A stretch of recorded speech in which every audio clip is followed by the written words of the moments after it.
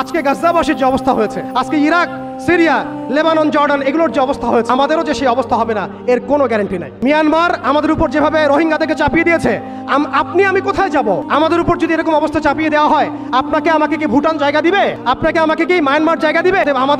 আমাদের এই জমিনে, আমাদের এই সংগ্রাম, আমাদের এই জিহাদ আমাদেরকেই করতে হবে। বাংলাদেশের এই অবস্থায় এখন একটা ইসলামী রাষ্ট্র গঠনের কোনো বিকল্প নাই। আমি চাইলে লক্ষ কোটি মুসলমানকে সেখানে চাপ প্রয়োগ করে পাঠাতে পারতাম যদি আমাদের ইসলামিক রাষ্ট্র থাকতো।